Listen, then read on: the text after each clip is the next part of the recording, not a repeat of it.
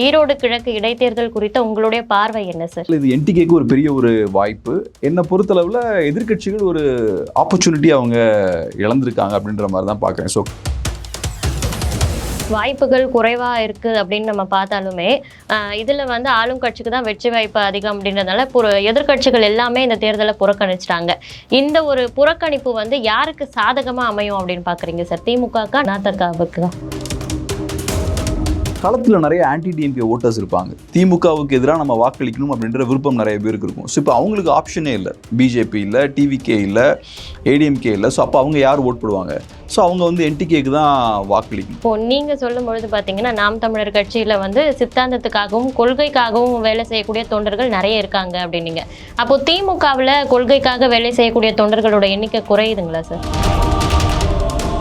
இருக்கக்கூடிய பெரிய ஒரு ஸ்ட்ரென்த் என்னன்னா, இன்னைக்கு அரசை வந்து அவங்க கையில் வச்சிருக்காங்க. ரெண்டாவது பெரிய திமுக கையில் இருக்கக்கூடிய பெரிய பலம் என்னன்னா, பணமும் நிறையா இருக்கு. கிரவுண்டில் பெருசாக பெரியார் விவகாரம் வந்து கிரவுண்டில் பெரிய இம்பேக்டை ஏற்படுத்தாது. ஏன் நான் இதை சொல்கிறேன்னா,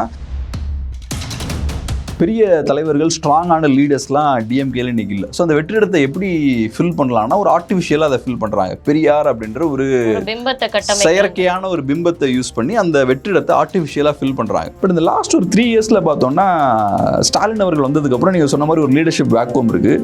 ஸோ பெரியார் அப்படின்ற அந்த பிம்பத்தை பயங்கரமாக யூஸ் பண்ணுறாங்க. அளவுக்கு அதிகமாக ரொம்ப யூஸ் பண்ணுறாங்க. அப்படி யூஸ் பண்ணும்போது நம்ம சொன்ன மாதிரி பெரியார் ஒரு கான்ட்ரவர்ஷியலான கேரக்டரும் கூட தான்.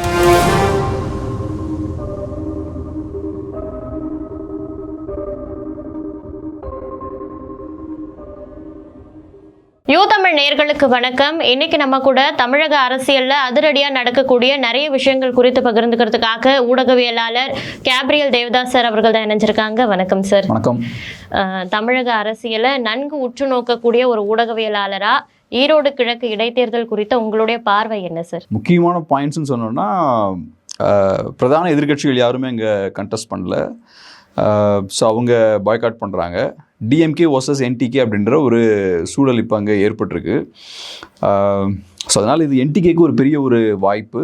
என்னை பொறுத்தளவில் எதிர்க்கட்சிகள் ஒரு ஆப்பர்ச்சுனிட்டி அவங்க இழந்திருக்காங்க அப்படின்ற மாதிரி தான் பார்க்குறேன். ஸோ கண்டிப்பாக கண்டெஸ்ட் பண்ணியிருந்துருக்கணும். பட் அன்ஃபார்ச்சுனேட்லி அவங்க கண்டெஸ்ட் பண்ணல.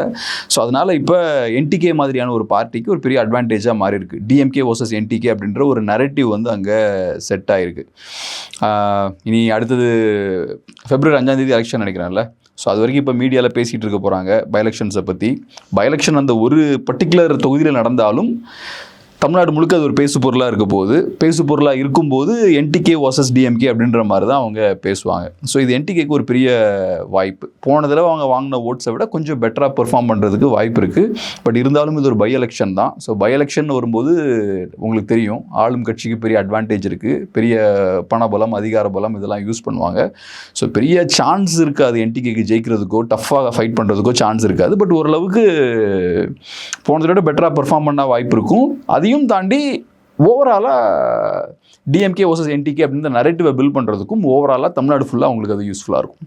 வாய்ப்புகள் குறைவாக இருக்குது அப்படின்னு நம்ம பார்த்தாலுமே இதில் வந்து ஆளும் கட்சிக்கு தான் வெற்றி வாய்ப்பு அதிகம் அப்படின்றதுனால எதிர்க்கட்சிகள் எல்லாமே இந்த தேர்தலை புறக்கணிச்சிட்டாங்க. இந்த ஒரு புறக்கணிப்பு வந்து யாருக்கு சாதகமாக அமையும் அப்படின்னு பார்க்குறீங்க சார்? திமுகக்கா அதிமுகவுக்கு? இப்போ ஒரு விஷயம் 2 பேருக்குமே அட்வான்டேஜ் தான். இப்போ விக்கிரவாண்டி பை எலெக்ஷன்லேயே நம்ம பார்த்தோம். இப்போ ஏடிஎம்கே அதை பாய்காட் பண்ணும்போது டிஎம்கேயோட ஓட் ஷேர் வந்து இன்க்ரீஸ் ஆகிருந்தது. ஸோ ஒரு வகையில் அந்த ஓட்ஸ்லாம் கொஞ்சம் இங்கே ஷிஃப்ட் ஆகிறதுக்கு வாய்ப்பு இருக்குது. ரெண்டாவது, களத்தில் நிறைய ஆன்டி டிஎம்கே ஓட்டர்ஸ் இருப்பாங்க. திமுகவுக்கு எதிராக நம்ம வாக்களிக்கணும் அப்படின்ற விருப்பம் நிறைய பேருக்கு இருக்கும். ஸோ இப்போ அவங்களுக்கு ஆப்ஷனே இல்லை. பிஜேபி இல்லை, டிவிகே இல்லை, ஏடிஎம்கே இல்லை. ஸோ அப்போ அவங்க யார் ஓட் போடுவாங்க? ஸோ அவங்க வந்து என்டிகேக்கு தான் வாக்களிக்கணும். ஸோ அந்த வகையில் பார்க்கும்போது என்டிகேக்கும் அது ஒரு அட்வான்டேஜ் தான். ஸோ இப்போ இந்த எதிர்க்கட்சிகள்லாம் நிறைய பேர் பாய்காட் பண்ணது என்டிகேக்கும் டிஎம்கேக்கும் தான். ஏன்னா ஆப்வியஸாக அவங்க 2 பேரும் தான் களத்தில் இருக்காங்க. இப்போது திமுக எப்போதுமே வந்து ஒரு பிராண்டிங் கட்சியாக தான் இருக்காங்க அப்படின்னு சொல்லிட்டு நீங்கள் தொடர்ந்து பேசிக்கிட்டே வரீங்க. இந்த பிராண்டிங் கட்சி ஈரோடு கிழக்கு இடைத்தேர்தலில் எந்த மாதிரியான பிராண்டிங்கை அவங்க வெற்றி வாய்ப்பை உறுதிப்படுத்துறதுக்காக பண்ணியிருக்காங்க சார்? இப்போ திமுக என்ன மாதிரி பிராண்டிங் ட்ரை பண்ணுவாங்கன்னு பார்த்தோம்னா, அவங்க இந்த எலெக்ஷனில் பெரிய மார்ஜினில் ஜெயிக்கணும்னு ஆசைப்படுவாங்க, கம்ப்ளீட்டாக ஸ்வீப் பண்ணணும்னு ஆசைப்படுவாங்க. ஒன்று அவங்களோட வின்னிங் மார்ஜினை இன்க்ரீஸ் பண்ணணும், அவங்களோட ஓட்ஸை இன்க்ரீஸ் பண்ணணும். ரெண்டாவது என்னென்னா என்டிகேவோட ஓட்ஸை கம்மி பண்ணணும். போன தடவை என்டிகே வாங்கினதை விட இந்த தடவை கம்மியாக வாங்கின மாதிரி அவங்கள புஷ் பண்ணி குறைக்கணும் அவங்களோட ஓட்ஸை. இது ஏன் அவங்களுக்கு தேவைப்படுதுன்னா, இந்த விஷயம் நடந்தாச்சுன்னா எலெக்ஷன் முடிஞ்சதுக்கப்புறம் ஒரு நரேட்டிவை பில்ட் பண்ணலாம். இந்த மாதிரி போன தடவை காங்கிரஸ் பார்ட்டி ஜெயிச்சதை விட இந்த தடவை நாங்கள் பெட்டராக ஜெயிச்சிருக்கோம், ஸோ ஆளும் கட்சி மேலே பெரிய ஆன்டி இன்கம்பன்சி இல்லை, மக்களுக்கு ஆட்சி பிடிச்சிருக்கு, அதனால தான் மக்கள் வந்து போன தடவையை விட பெட்டரான ஒரு வெற்றியை கொடுத்தாங்க அப்படின்ற ஒரு நரேட்டிவை பில்ட் பண்ணலாம். அதே மாதிரி என்டிகே போன தடவை வாங்கின ஓட்ஸை விட இந்த தடவை கம்மியாக வாங்குறாங்கன்னா அதை வச்சு நீங்கள் ஒரு நரேட்டிவ் பில்ட் பண்ணலாம். என்டிகே இதுக்கு மேலே பெருசாக வளராது, 8% வந்துட்டாங்க, இனி வீழ்ச்சி தான், என்டிகேல நிறைய அதிருப்தி இருக்குது, ஸோ அப்படின்ற ஒரு பிராண்டிங்கும் பில்ட் பண்ணலாம். ஸோ அதனால நிரூபிக்கிறதுக்காக நாம் தமிழர் கட்சி இதில் களம் காண்றாங்க அப்படின்னு எடுத்துக்கலாங்களா சார்? கண்டிப்பாக. இப்போ என்டிகேவை பொறுத்தளவில் அவங்களுக்கு பெருசாக இழக்கிறதுக்கு எதுவும் கிடையாது. ஸ்டார்டிங்லேருந்தே 2016 அவங்க நிறைய எலெக்ஷன்ஸை தோற்றுருக்காங்க, சந்திச்சிருக்காங்க. அதுவும் எப்போவுமே என்னென்னா இந்த சேஃபாக சில தொகுதிகளில் மட்டும் கண்டெஸ்ட் பண்ண மாட்டாங்க, அவங்க எல்லா தொகுதிகளிலையுமே கண்டெஸ்ட் பண்ணுவாங்க. ஸோ அவங்கள பொறுத்தளவில் நிறைய மோசமான தோல்விகளையும் அவங்க ஃபேஸ் பண்ணியிருக்காங்க. ஸ்டார்டிங்கில் 1% ஓட்ஸ் தான் அவங்க வாங்கினாங்க. இப்போ ட்ரெடிஷ்னலான பெரிய கட்சிகளுக்கு இருக்கக்கூடிய பெரிய பிரச்சனை என்னென்னா, அவங்க ஒரு எலெக்ஷனை கண்டெஸ்ட் பண்ணணுன்னா நிறையா பணம் செலவாகும், கேடஸை மொபிலைஸ் பண்ணணும், நிறையா செலவழிக்கணும், பணம். அவங்களுக்கு தெரியும் எலெக்ஷன்ஸில் நம்ம சொல்ல வேண்டியதே இல்லை, ஏகப்பட்ட செலவுகள் இருக்கும். ட்ரெடிஷ்னலாக பெரிய திராவிட கட்சிகள் செலவழிச்சா தான் எலெக்ஷனில் ஜெயிக்க முடியும். ஸோ அப்படி இருக்கும்போது தோப்போன்னு தெரிஞ்சும் செலவழிக்கிறது கஷ்டம். ஜெயிக்கிறதுக்கு ஒரு 10% வாய்ப்பாவது இருக்குது அப்படின்னா தைரியமாக செலவழிப்பாங்க. ஜெயிக்கிறதுக்கு வாய்ப்பே இல்லை, 0% தான் வாய்ப்பு அப்படின்னா எதுக்கு காசை இன்வெஸ்ட் பண்ணுவாங்க? யாரும் இன்வெஸ்ட் பண்ண மாட்டாங்க. ஸோ இப்போ காசை இன்வெஸ்ட் பண்ணாமல் நம்ம கண்டெஸ்ட் பண்ணோன்னா என்ன ஆகும்? ரொம்ப மோசமாக தோப்போம். அதிமுக மாதிரியான பெரிய கட்சிக்கு அது பெரிய அவமானமாக போயிடும். ஸோ அதனால் அதிமுக என்ன யோசிக்கிறாங்கன்னா, வேஸ்ட்டாக செலவழிச்சிட்டு இருக்கிறதுக்கு சைலண்ட்டாக நம்ம பின் வாங்கிட்டாங்க. பட் என்டிகேவை பொறுத்தளவில் இந்த ட்ரெடிஷ்னலாக எலெக்ஷன் நடக்கிற பேட்டர்ன் இருக்குல்ல, இந்த பேட்டர்னுக்குள்ள அவங்க ஃபிட் ஆக மாட்டாங்க. அவங்க வந்து இந்த ஓட்ஸுக்கு நிறைய பணம் கொடுக்குறது, ஏகப்பட்ட பணத்தை இன்வெஸ்ட் பண்ணுறது, இதெல்லாம் அவங்களுக்கு தேவையில்லை. மாற்று அரசியல் கையில் எடுக்கிறாங்க. அவங்களுக்கு நிறைய கேடஸ் இருக்காங்க. ஸோ இப்போ காசை கொடுத்து திராவிட கட்சிகள் பண்ணக்கூடிய வேலையை இவங்க தொண்டர்களை வச்சு பண்ணிடுவாங்க. அவங்கெல்லாம் சித்தாந்தத்துக்காக வேலை பார்க்கக்கூடிய கேடஸ் இருப்பாங்க. ஸோ ஸ்ட்ராங்காக இறங்கி வேலை பார்க்குறதுக்கு ஆட்கள் இருக்காங்க. ஸோ அதனால் அவங்க ஈஸியாக வேலையை வந்து நடத்தி முடிச்சிருவாங்க. ஸோ அதனால் என்டிகேவை பொறுத்தளவில் தோல்விகளை ஃபேஸ் பண்ணுறதுல அவங்களுக்கு பெரிய பிரச்சனை இல்லை. ஐடியாலஜி இருக்குது, தோல்வியை ஃபேஸ் பண்ணலாம். தோல்வியை ஃபேஸ் பண்ணாலும் பெரிய இழப்பும் அவங்களுக்கு கிடையாது. ஸோ அதனால் முடிஞ்ச அளவுக்கு எலெக்ஷனை ஃபேஸ் பண்ணுவோம், கண்டெஸ்ட் பண்ணுவோம், அதை யூஸ் பண்ணி ஒரு மைலேஜ் எடுப்போம். நல்ல தமிழ்நாடு முழுக்க ஒரு நேமை கிரியேட் பண்ணுறதுக்கு அது யூஸ் ஆகும். ஸோ அதனால் இது ஒரு நல்ல பிளாட்ஃபார்மாக யூஸ் பண்ணுறாங்க. திமுகவை அட்டாக் பண்ணுறதுக்கான ஒரு நல்ல பிளாட்ஃபார்ம் இந்த பை எலெக்ஷன்றது அவங்களுக்கு. இப்போ நீங்கள் சொல்லும்பொழுது பார்த்தீங்கன்னா, நாம் தமிழர் கட்சியில் வந்து சித்தாந்தத்துக்காகவும் கொள்கைக்காகவும் வேலை செய்யக்கூடிய தொண்டர்கள் நிறைய இருக்காங்க அப்படின்னீங்க. அப்போ திமுகவில் கொள்கைக்காக வேலை செய்யக்கூடிய தொண்டர்களோட எண்ணிக்கை குறையுதுங்களா சார்? ரொம்ப குறைஞ்சிருச்சு. இப்போ 60ஸ்லாம் பார்த்தோம்னா அங்கேயும் கொள்கை சித்தாந்தம்லாம் இருந்தது. காங்கிரஸ் பார்ட்டி அப்படின்ற ஒரு நேஷனல் பார்ட்டி அவங்க வீழ்த்துறாங்க, ஒரு ரீஜனல் பொலிட்டிக்கல் ஃபார்மேஷனை இங்கே உருவாக்குறாங்க, அதிகாரத்தை கைப்பற்றுறாங்க. அப்போ திராவிட கொள்கையில் பெரிய பிடிப்பு இருந்தது, கொள்கை சார்ந்த ஆட்கள் நிறைய பேர் இருந்தாங்க. திராவிடம்னாலே நிறைய பேருக்கு தெரியல. இப்போ பெருசாக திராவிடம், சோஷியல் ஜஸ்டிஸ், அப்புறம் பகுத்தறிவு, இந்த விஷயங்கள்லாம், இந்த சித்தாந்தங்கள், பெரியார் குறித்த பார்வை, அண்ணா குறித்த பார்வையெல்லாம் பெருசாக இன்றைக்கி லீடர்ஸ்க்குலாம் இருக்காது. இன்ஃபேக்ட் நான் என் ஃப்ரெண்டை கூட கொஞ்ச நாள் முன்னாடி பேசிகிட்டு இருந்தேன். ஃபேசிசம் பற்றிலாம் பயங்கரமாக பேசுகிறாங்க. ஃபேசிசம்னு பேசினாலுமே ஃபேசிசம் பற்றின பெரிய புரிதல் வந்து நிறைய பேருக்கு அங்கே கிடையாது. ஸோ இப்போ நான் ஏன் இதை சொல்ல வரேன்னா, ஒரு காலத்தில் டிஎம்கேன்ற பார்ட்டி ஐடியாலஜி ட்ரிவன் பார்ட்டியாக இருந்தது. கருத்தியல் சித்தாந்தத்தெல்லாம் மையமாக வச்சு முன்னேறி போகக்கூடிய ஒரு கட்சியாக இருந்தது. அப்புறம் காலம் போக போக என்ன ஆகுதுன்னா, ஸ்லோவாக அந்த அமைப்பு வந்து கரப்ட் ஆக ஆரம்பிக்குது. அதிகாரத்துக்கு வந்ததுக்கப்புறம் நிறைய பணம் உள்ள வர ஆரம்பிக்குது. அப்புறம் வாரிசுகளை உள்ளே கொண்டு வர ஆரம்பிக்கிறாங்க. ஸோ இதெல்லாம் கொண்டு வந்தாலே ஆட்டோமேட்டிக்காக செயல்பட ஆரம்பிக்கும். ஆமாம். ஸோ இப்போ நீங்கள் வாரிசுகளெல்லாம் உள்ளே கொண்டு வந்தீங்கன்னா அப்போ ஐடியாலஜிலாம் ஓரமாக வச்சு தானே ஆகணும். ஸோ அப்போ ஐடியாலஜி பேசக்கூடியவங்க எப்படி வாரிசு அரசியலை ஏற்றுப்பாங்க? ஸோ அதனால ஸ்லோவாக கொஞ்சம் கொஞ்சமாக ஐடியாலஜிலாம் ஓரம் கட்டப்படுது, வாரிசுகள் இவங்கெல்லாம் முன்னிறுத்தப்படுறாங்க. அப்படி ஆகும்போது என்ன ஆகுது, இதெல்லாம் பண்ணும்போது கொள்கைக்காக கட்சியில் இருக்கக்கூடிய தொண்டர்கள்லாம் வெளில போயிடுவாங்கல்ல. ஸோ இந்த கட்சியில் பெருசாக கொள்கை பிடிப்பு இல்லை அப்படின்னும் போது அவங்கெல்லாம் வெளில போவாங்க. அப்புறம் யார் உள்ளே வர ஆரம்பிப்பா? ஓகே, கட்சிக்குள்ளே அரசியலுக்குள்ள வந்து நிறைய சம்பாதிக்கலாம் போல், அதிகாரத்தில் நமக்கு ஒரு பங்கு கிடைக்கும். ஸோ அந்த ஆசையில் நிறைய பேர் உள்ளே வர ஆரம்பிப்பாங்க. ஸோ நல்ல ஆட்கள்லாம் வெளில போக ஆரம்பிப்பாங்க, பணத்துக்காக வர ஆட்கள்லாம் உள்ளே வர ஆரம்பிப்பாங்க. இது எல்லா கட்சிக்கும் நடக்கிறது தான். இது காங்கிரஸுக்கும் ஒரு பாயிண்ட்ல நடந்திருக்கும், பெரிய அமைப்புகள் எல்லாத்துக்கும் நடக்கும். ஸ்டார்டிங்கில் ஐடியாலஜிக்கலி ஸ்ட்ராங்காக இருப்பாங்க, போக போக ஸ்லோவாக டைல்யூட் ஆவாங்க, வீக்காக ஆரம்பிப்பாங்க. ஸோ இன்றைக்கி நாம் தமிழர் கட்சிக்கு அந்த பிரச்சனை கிடையாது. அவங்க இன்றைக்கி ஒரு க்ரோவிங் ஸ்டேஜில், ஸ்டார்டிங் ஸ்டேஜில் இருக்காங்க. எப்படி திமுக வந்து 50-60s இருந்தாங்களோ அந்த மாதிரியான ஒரு ஸ்டேஜில் அவங்க இருக்காங்க. ஸோ அதனால இப்போ இங்கே ஐடியாலஜி ஸ்ட்ராங்காக இருக்குது, அங்கே முன்னாடி ஸ்ட்ராங்காக இருந்தது, இன்னைக்கு வீக் ஆயிடுச்சு டிஎம்கேல. என்னதான் ஒரு கொள்கை பலவீனமான கட்சியாக இப்போ மாறினாலும் அதில் இருக்கக்கூடிய அந்த தொண்டர்களோட பலமும் சரி, அந்த கட்சியோட அதிகாரம் ஆதிக்கமும் வந்து ரொம்ப யாராலையும் அசைக்க முடியாமல் இப்போ என்னன்னா பனங்காட்டு நரி சலசலப்புக்கு அஞ்சாது அப்படின்ற அளவுக்கு ஒரு ஸ்ட்ராங்கான ஒரு பொலிட்டிக்கல் பார்ட்டியாக இருக்காங்க. அதை யாராலையும் மறுக்க முடியாதுல்ல சார்? இப்போ என்னன்னா ஒவ்வொரு கட்சிக்கும் அந்த அதிகாரம் எங்கேருந்து வருது, அந்த கட்சிக்கு ஒரு பலம் இருக்குல்ல, அது எங்கேருந்து வருது அப்படின்ற ஒரு கேள்வி இருக்குது. இப்போ என்டிகேக்கு அந்த கட்சியோட பலம் எங்கேருந்து வருதுன்னா சித்தாந்தத்தில் இருந்து தொண்டர்கள்கிட்ட இருந்து வருது. இப்போ திமுகவுக்கு பலம் எங்கேருந்து வருது? என்டிகே அளவுக்கு இன்றைக்கி திமுகனால தொண்டர்களை சேர்க்க முடியாது, ஒரு பெரிய போராட்டம் நடத்த முடியாது. நடத்தணும்னா பணம் கொடுத்து நிறைய பேரை கொண்டு வர வேண்டியிருக்கும். ஸோ தொண்டர்களோட பெரிய பலம் இல்லை. பெரிய தலைவர்கள் இருக்காங்களா திமுகவில்? இல்லை. அண்ணா மாதிரியான ஸ்பீக்கர்ஸ்லாம் இன்னைக்கு கிடையாது. கருணாநிதி அவர்களை மாதிரியான ஸ்பீக்கர்ஸ்லாம் கிடையாது. அந்த காலத்தில் இருந்த பவர்ஃபுல்லான லீடர்ஸ்லாம் இன்னைக்கு கிடையாது. ஸோ லீடர்ஷிப் நேற்றை விட இன்றைக்கி வீக்காக தான் இருக்குது. பட் டிஎம்கே இருக்கக்கூடிய பெரிய ஒரு ஸ்ட்ரென்த் என்னென்னா, இன்றைக்கி அரசை வந்து அவங்க கையில் வச்சுருக்காங்க. அரசு அப்படின்ற ஒரு பெரிய இன்ஸ்டியூஷன் இருக்குது பாருங்கள், கவர்மெண்ட் அப்படின்ற இன்ஸ்டியூஷன் தான் அவங்க கையில் இருக்குது. ஸோ அதிகார பலம் திமுகவுக்கு இருக்குது. ரெண்டாவது பெரிய திமுக கையில் இருக்கக்கூடிய பெரிய பலம் என்னென்னா பணமும் நிறையா இருக்குது. ஸோ இன்ஸ்டியூஷன் அண்ட் மணி, இந்த ரெண்டு விஷயமும் திமுக கையில் இருக்குது. இது ரெண்டையும் வச்சுக்கிட்டே நீங்கள் நிறைய விஷயம் பண்ணலாம். அரசுன்ற இன்ஸ்டியூஷன் இருக்குல்லையா, அந்த அமைப்பு இருக்குல்லையா, ரொம்ப பவர்ஃபுல்லான ஒரு இன்ஸ்டியூஷன். நீங்கள் சென்னையிலேருந்து நீங்கள் கன்னியாகுமரி வரைக்கும் ஃபுல்லாக உங்களோட பவர், உங்களை கண்ட்ரோல் இருக்கும். ஆமாம், போலீஸ் அது இதுன்னு எல்லாமே அவங்க கையில் இருக்கும். ஸோ அது பெரிய ஒரு இன்ஸ்டியூஷன்.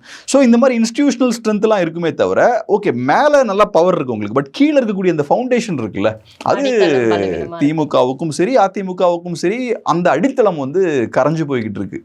ஸோ அதனால் அஃப்கோர்ஸ் பார்க்கும்போது நல்லா ஸ்ட்ராங்காக இருக்கிற மாதிரி தான் இருக்கும். ஸோ பில்டிங் நல்லா ஸ்ட்ராங்காக தான் இருக்குது. பட் என்ன பேஸ்மெண்ட் வந்து கொஞ்சம் வீக் ஆகுது, வீக் ஆகிக்கிட்டே இருக்குது அவங்களுக்கு. இப்போ அடுத்ததாக பார்த்தீங்கன்னா, இப்போ இருக்கக்கூடிய ஒரு பெரிய சர்ச்சை என்ன அப்படின்னு பார்த்தீங்கன்னா, சீமான் வெர்சஸ் பெரியார். பெரியார் குறித்த ஒரு சர்ச்சை பேச்சை பேசியிருக்காரு. அதனால வந்து தமிழ்நாடு முழுக்கவுமே இருக்கக்கூடிய பெரியார் ஆதரவாளர்கள் எல்லாம் கொந்தளிக்க தொடங்கியிருக்காங்க. இந்த நேரத்தில் தான் வந்து பெரியார் மண்ணில் ஒரு எலெக்ஷன் நடக்குது.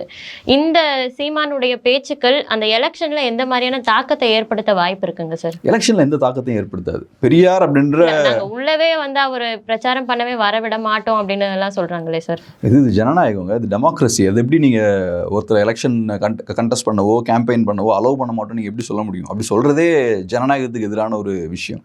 ஸோ அதுக்கெலாம் எல்லா உரிமையும் இருக்குது, கண்டெஸ்ட்லாம் பண்ணலாம். கிரவுண்டில் பெருசாக பெரியார் விவகாரம் வந்து கிரவுண்டில் பெரிய இம்பேக்டை ஏற்படுத்தாது. ஏன் நான் இதை சொல்கிறேன்னா, ஸ்டார்டிங்லேருந்தே நம்ம பார்க்கும்போது பெரிய எலெக்ஷன் மெட்டீரியல் கிடையாது பெரியார் அவர்கள்.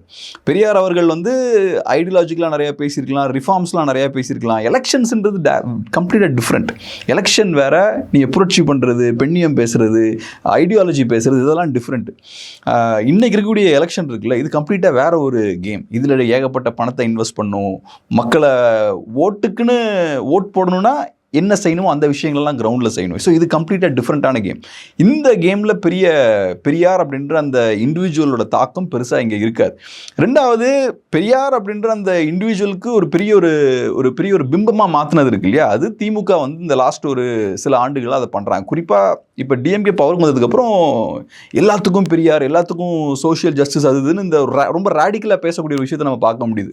குறிப்பாக இந்திய ஒன்றியம்ன்றது அது கரெக்டு தப்புன்றதுலாம் செகண்டரி. பட் கருணாநிதி அவர்கள் கூட அது அப்படிலாம் சொன்னது கிடையாது. ஸோ கொஞ்சம் எக்ஸ்ட்ரா இன்னும் ஒரு ஸ்டெப் அதிகமாக போய் சோஷியல் ஜஸ்டிஸ், அப்புறம் திராவிடியன் மாடல், நாங்களாம் திராவிடியன் ஸ்டாக், நாங்களாம் பெரியார்களின் பிள்ளைகள் அப்படின்ற மாதிரி பெரியாரை மெயின் ஸ்ட்ரீம்குள்ள கொண்டு வராங்க. இப்போ கருணாநிதி அவர்கள் இல்லாத அந்த இடத்தை ஃபில் பண்ணுறதுக்காக இந்த மாதிரி புது புது செயல்கள் எல்லாம் கொண்டு வராங்க அப்படின்னு எடுத்துக்கலாங்களா சார்? அது எப்படி நம்ம பார்க்கலாம்னா, இப்போ டிஎம்கேல ஒரு வேக்குவம் இருக்குது. நான் ஏற்கனவே சொன்ன மாதிரி ஒரு லீடர்ஷிப் வேக்குவம் டிஎம்கேல இருக்குது. ஒரு பெரிய வெற்றிடம் இருக்குது.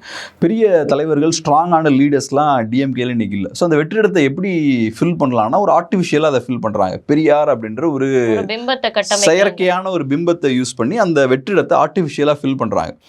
இப்போ என்ன ஆகுதுன்னா, நீங்கள் செயற்கையாக இந்த மாதிரியான லீடர்ஷிப் வேக்குவமை நீங்கள் செயற்கையான இந்த மாதிரியான பிம்பங்களை வச்சு நீங்கள் ஃபில் பண்ண முடியாது. ஏன் ஃபில் பண்ண முடியாதுன்னா, சொசைட்டியில் நிறைய பிரச்சனை இருக்குது. அந்த பிரச்சனைகளுக்கான தீர்வை லீடர்ஸ் கொடுக்கணும். ஸோ சொசைட்டியில் கூடிய பிரச்சனைகளுக்கு பெரியார் தீர்வு கொடுக்க மாட்டார். நீங்கள் பெரியார்ன்ற ஒரு பிம்பத்தை மட்டும் கட்டி வச்சுக்கிட்டா அவங்க கட்சியில் இருக்க பிரச்சனைகளுக்கோ சொசைட்டியில் இருக்க பிரச்சனைகளுக்கோ அந்த பெரியாருன்ற பிம்பம் வந்து தீர்வு கொடுக்காது. ஸோ சொசைட்டியில் பிரச்சனை இருக்கும்போது என்ன ஆகும்னா, மக்கள் மத்தியில் அதிருப்தி அதிகமாகிக்கிட்டே இருக்கும். ஸோ ஏதோ ஒரு பாயிண்டில் இப்போ பெரியாருன்ற ஒரு பிம்பம் மட்டும் இருக்குது, அந்த பிம்பத்தை யூஸ் யூஸ் பண்ணி வண்டியை ஓட்டிக்கிட்டே இருக்காங்க. ஸோ இப்போ சீமான் என்ன பார்க்குறாருன்னா அதை அட்டாக் பண்ணும் அப்படின்ற மாதிரி யோசிக்கிறார். ஸோ அதை வந்து இப்போ ஸ்ட்ரைக் பண்ண ஆரம்பிச்சிருக்காங்க. ஸோ இது ஒரு வகையில் பார்க்கும்போது நீங்கள் சொன்னது போல் டிஎம்கேயில் இருக்கக்கூடிய இந்த லீடர்ஷிப் வேக்குவம் இருக்கு இல்லையா, அதையும் வெளிப்படுத்துது. கருணாநிதி அவர்களுக்கு இந்த மாதிரி தேவைப்படலை. பெரியார் அப்படின்ற ஒரு பயங்கரமான பிம்பத்தை யூஸ் பண்ண வேண்டிய தேவை வந்து கருணாநிதி அவர்களுக்கு தேவைப்படலை. ஏன்னா கருணாநிதி அவர்கள் ரொம்ப கிளியராக இருந்தார். இது வந்து என்னென்னா மெயின் ஸ்ட்ரீம் எலெக்ஷனில் நம்ம இருக்கும், எலக்டோரல் பாலிடிக்ஸில் இருக்கும். எலக்டோரல் பாலிடிக்ஸில் பெரியார் பேசின விஷயங்களெல்லாம் நீங்கள் பப்ளிக்கில் எடுத்து வச்சாலே எலக்டோரல் பாலிடிக்ஸில் அது பாதிப்பை ஏற்படுத்தும். இப்போ குறிப்பாக இப்போ இஸ்லாமியர்கள் குறித்து பெரியார் இப்படி பேசியிருக்காரு, தமிழ் குறித்து இந்த மாதிரி பேசியிருக்காருன்றலாம் சொல்கிறாங்கல்ல. இதெல்லாம் திராவிட சித்தாந்தத்தை ஏற்றுக்கிட்டவங்களுக்கு மேபி அந்த காலத்தில் வேறு கான்டெக்ஸ்டில் சில சூழலில் அப்படி பேசியிருக்காருலாம் நீங்கள் சொல்லலாம். பட் பொதுமக்கள்கிட்ட நீங்கள் இதெல்லாம் எடுத்து வச்சிங்கன்னா இதெல்லாம் செல்லுபடி ஆகாது. பொதுமக்கள் இதெல்லாம் ஏற்றுக்க மாட்டாங்க. ஸோ அதனால தான் கருணாநிதி அவர்கள் மெயின் ஸ்ட்ரீம் பாலிடிக்ஸ் வேறு, இந்த பெரியாரியம் எக்ஸ்ட்ரீம் திராவிடியன் ஐடியாலஜி இருக்குல்ல அதெல்லாம் வேறு ஓரமாக பிரித்து வச்சுருந்தார். பட் இந்த லாஸ்ட் ஒரு 3 இயர்ஸில் பார்த்தோன்னா ஸ்டாலின் அவர்கள் வந்ததுக்கப்புறம் நீங்கள் சொன்ன மாதிரி ஒரு லீடர்ஷிப் வேக்குவம் இருக்குது. ஸோ பெரியார் அப்படின்ற அந்த பிம்பத்தை பயங்கரமாக யூஸ் பண்ணுறாங்க, அளவுக்கு அதிகமாக ரொம்ப யூஸ் பண்ணுறாங்க. அப்படி யூஸ் பண்ணும்போது நம்ம சொன்ன மாதிரி பெரியார் ஒரு கான்ட்ரவர்ஷியலான கேரக்டரும் கூட தான். ஸோ அந்த கான்ட்ரவர்ஷியலான சைடை வந்து இப்போ எல்லாம் அட்டாக் பண்ண ஆரம்பிக்கிறாங்க. அது டிஎம்கேக்கும் பாதிப்பு ஏற்படுத்துது. அளவுக்கு அதிகமாக அதை பயன்படுத்தும் போது அதை உடைக்க வேண்டிய தேவை நாம் தமிழர் கட்சி ஒருங்கிணைப்பாளர் சீமான் அவர்களுக்கு ஏற்படுது அப்படின்னு நினைக்கிறேன். கரெக்ட். ஏன்னா அவருக்கு மைலேஜ் இருக்குல்ல அதில். இப்போ நீங்கள் நாம் தமிழரோட க்ரோத்தை நீங்கள் பார்த்தீங்கன்னா அவங்க ட்ரெடிஷ்னலாக எப்போவுமே இந்த மாதிரி திமுக புனிதம்னு கட்டி வச்சிருக்கக்கூடிய சில விஷயங்கள்லாம் அட்டாக் பண்ணிக்கிட்டே இருப்பாங்க. திராவிடத்தெல்லாம் ஒரு 10 இயர்ஸ்க்கு முன்னாடி யாருமே கேள்வி கேட்டது கிடையாது. 10-15 இயர்ஸ்க்கு முன்னாடி திராவிடம் தப்புன்னெலாம் யாரும் சொல்ல மாட்டாங்க, பெரியார் தப்புன்னெலாம் பேசினதே கிடையாது. அப்போ அதுக்கெலாம் சாத்தியக்கூறே கிடையாது அப்போ பேசுறதுக்கு. ஸோ அந்த டைமில் ஃபஸ்ட்டு என்ன பண்ணாங்கன்னா திராவிடர்கள்லாம் ஒன்றும் கிடையாது, திராவிடம்னு ஒன்றும் கிடையாது, தமிழர்களுக்கு எதிரான சித்தாந்தம் தான் திராவிடம், தமிழர்களுக்கான சித்தாந்தம் வந்து தமிழ் தேசியம், திராவிடமும் தமிழும் வேற அப்படின்ற ஒரு ஐடியாலஜியை ஃபர்ஸ்ட் வைக்கிறாங்க. தமிழ் தேசியம் என்பதே கடந்த அந்த 3 ஆண்டுகளாக தான் ஒரு பிரபலப்பட்ட சொல்லா நமக்கு தெரிய வருது. பட் அதுக்கான பேஸ் அப்போ போடுறாங்க. நான் சொல்றது 2010க்கு அப்புறம் அந்த பேஸை போடுறாங்க. போடும்போது அப்போ அது பெரிய கான்ட்ரவர்சியாக மாறுது. இப்போ பெரியார் இஷ்யூ எப்படி இருக்கு, அதை விட பல மடங்கு பெருசாக அப்போ வந்து பேசு பொருளாக மாறிச்சு. ஸோ இப்போ திராவிடம்ன்றது ஒரு புனிதமாக அப்போ இருந்தது, அதை யாரும் டச் பண்ணக்கூடாதுன்னு அப்படி இருந்தது. அப்போ அடிக்கும்போது அதை வந்து பெரிய ஒரு பேசு பொருளாக ஆகுது. இவங்க சைட்லேருந்து விவாதங்கள்லாம் முன்வைக்கிறாங்க, ஆர்கியூமெண்ட்ஸ்லாம் முன்வைக்கிறாங்க, அவங்களும் அதை கவுண்டர் பண்ணுறாங்க. அப்புறம் அந்த ஆர்கியூமெண்ட்ஸ்லாம் முடியும் போது நாம் தமிழர் கட்சி கொஞ்சம் ஸ்ட்ராங் ஆகுது. இப்போ புதுசாக இன்னொரு விஷயத்த கையில் எடுக்கிறாங்க. பெரியார் அப்படின்ற ஒரு பெரிய ஒரு பிம்பம் இருக்குது. பெரியாரை யாரும் எனக்கு தெரிஞ்சு அட்டாக் பண்ணது கிடையாது. பெருசாக இப்போ பிஜேபி மட்டும் அட்டாக் பண்ணுவாங்க, பிஜேபியே பெருசாக டிஎம்கே கண்டுக்க மாட்டாங்க. கொள்கை சித்தாந்தங்களுக்கு எதிரானவர் பெரியார் அப்படின்றதுனால அவங்க அட்டாக் பண்ணிட்டே இருந்தாங்க. ஆமாம், இப்போ பிஜேபி பெரியார் அட்டாக் பண்ணும்போது ரொம்ப சாதாரணமாக டிஎம்கே ரொம்ப லெஃப்ட் ஹேண்டில் ஈஸியாக பிஜேபி டீல் பண்ணிடுவாங்க. அது ஒரு பார்ப்பன கட்சி, அவங்க ஆரியர்களை ஆதரிக்கக்கூடியவங்க, அது ஒரு மதவாத கட்சி, நார்த் இந்தியன் பார்ட்டின்னு சொல்லிடுவாங்க. பட் என்டிகேவை நீங்கள் அப்படி ரொம்ப ஈஸியாக டீல் பண்ணிட முடியாது. என்டிகே எங்கள் தமிழ்நாட்டு மக்களை ரெப்ரசன்ட் பண்ணக்கூடிய ஒரு கட்சி. ஸோ இது வந்து இப்போ டிஎம்கேவோட அடித்தளம் பெரியார். அங்கே ஐடியாலஜிக்கல் ஃபவுண்டேஷனில் இப்போ இவங்க கையை வைக்கிறாங்க. ஸோ இது ஒரு பெரிய ஒரு த்ரெட் தான் அவங்களுக்கு. இவ்வளவு நேரம் பரபரப்பாக நடக்கக்கூடிய தமிழக அரசியல் குறித்த நிறைய தகவல்களை எங்களுக்காக உங்களுடைய நேரம் ஒதுக்கி பகிர்ந்துக்கிட்டீங்க. ரொம்ப நன்றி சார். நன்றி.